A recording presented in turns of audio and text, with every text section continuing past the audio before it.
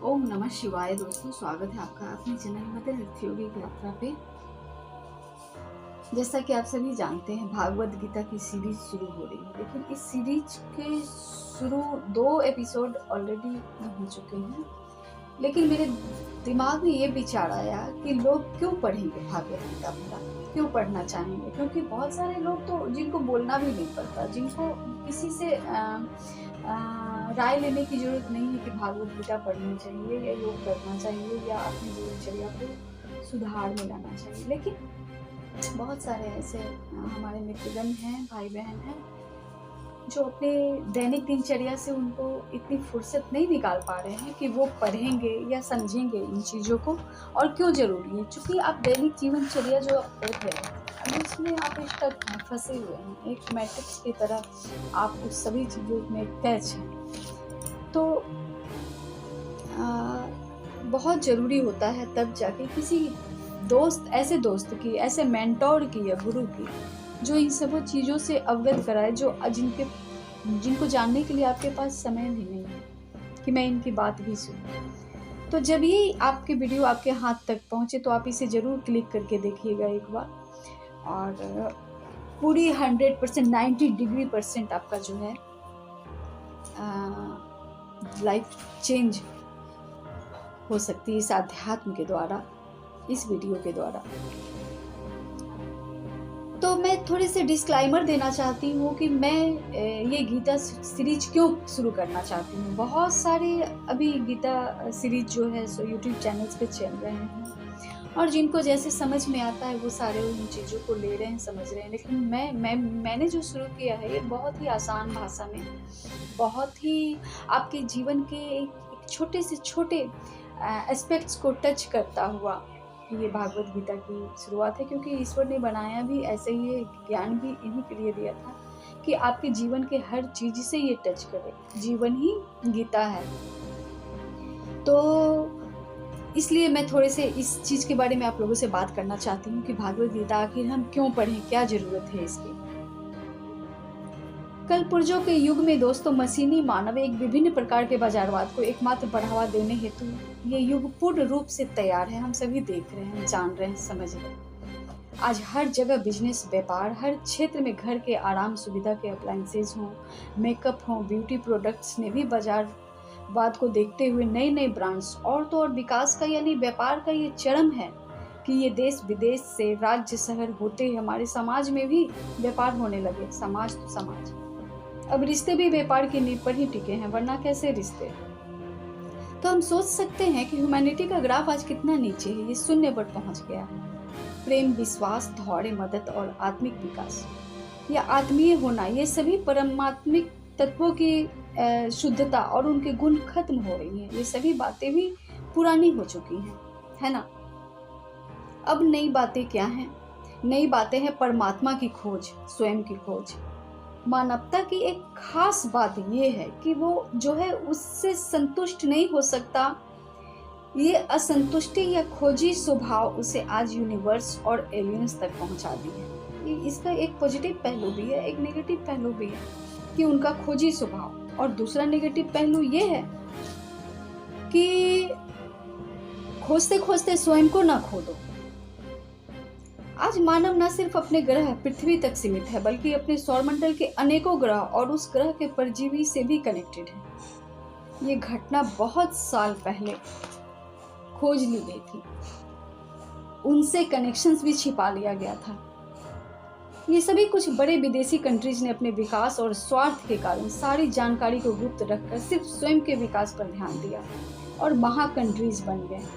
पर ये परजीवी, जिन्हें हम एलियंस या भगवान या सृष्टि के कण कण के रचयिता के पार्षद के रूप में जान सकते हैं। एक बात मैं यहाँ कहना चाहूंगी कि आप इस जानकारी को लेने या छोड़ने के लिए अपने फ्री विल का इस्तेमाल कर सकते हैं, जो ईश्वर द्वारा सभी के लिए मान्य है, या इसे सिरे से इग्नोर भी कर सकते हैं आप। इन्होंने इस पृथ्वी कि धरती के मानव सभ्यता के विकास और उत्थान में मदद की भावना से धरती पर हजारों हजार साल पहले और हमारे बीच ये एकता और प्रेम की वास्तविकता से हम सभी धरतीवासियों को प्रेम और वननेस की सच्चाई से अवगत कराने आए हैं। जिनकी बात की जा रही है, जी हाँ, भागवत गीता से ही अटैच्ड है ये सारी बातें। जब कृष्ण आए थे और उनके जितने टोली आए थे, उनके जितने गोप गोपियाँ आए थे उनके साथ, ये सभी समय समय पर आते हैं, आए हैं, और ये सब हम लोगों को ये अवगत कराने आए हैं कि मानवता के मूल स्वभाव के बारे में अवगत कराने आए हैं। और इन्होंने आज नहीं, कल नहीं, ये हजारों वर्षों से हमारे साथी हैं, हमारे बीच हैं। इनकी तकलीफों का तो कोई आम इंसान अंदाजा भी नहीं लगा सकता। जैसे श्री राम, श्री कृष्ण आए, वो भी दो ग्रुप में बट गए थे, एक सत्य और कर्तव्य पर। ये दूसरे सिर्फ अपने अधिकार और अहंकार की सुरक्षा के लिए लड़ रहे थे। उस वक्त भी जब महाभारत का युद्ध हुआ था, उस काल में भी मानवों में से श्री कृष्ण से वही परिचित थे जो स्वधर्म, यहाँ स्वधर्म की बात की जा रही है, धर्म की नहीं, स्वधर्म को समझते थे वो सभी धर्मों से ऊपर स्वधर्म है। अब ये स्वधर्म क्या है, आइए समझते हैं। स्वधर्म वो है जो सभी धर्मों से ऊपर है। स्वधर्म वो है जो हमें पहले मानवता को ऊपर रखता है। स्वधर्म वो है जो दूसरों पर नहीं, स्वयं पर प्रैक्टिस होती है। स्वधर्म वो है जिनमें सभी को एक समझते हैं और इसमें धरती के सभी जीव जंतु, पेड़, नदियाँ, पहाड़, मिट्टी, कण कण आपके स्वयं से अलग हैं ही नहीं। इसे कैसे समझेंगे? ये ज्ञान है जो जानकारी से बिल्कुल भिन्न है। ये जो जितनी जानकारियाँ आज हम ले रहे हैं इंटरनेट, यूट्यूब और बुक्स या अन्य माध्यमों से, ये ज्ञान उन सबों का पिता है जो शो ऑफ नहीं करता स्वयं को, क्योंकि वो न्यूट्रल है, शून्य है। अब हम उसी शून्य में से जो इनफाइनाइट है, उसी शून्य में से जानकारियाँ ले रहे हैं। कैसे? जैसे अपने फ़ोन को ले, उसमें इंटरनेट है, उसे ऑन करते ही हम जिस चीज़ के बारे में जानकारी लेना चाहते हैं वहाँ से ले सकते हैं, क्योंकि यूट्यूब इनफाइनाइट मेटा है। पर ये जानकारी आ कहाँ से रही है? ये कंप्यूटर में प्रोग्राम सॉफ्टवेयर को फीड किया गया है, जिससे वो जानकारी लेना चाहो तो पा लो।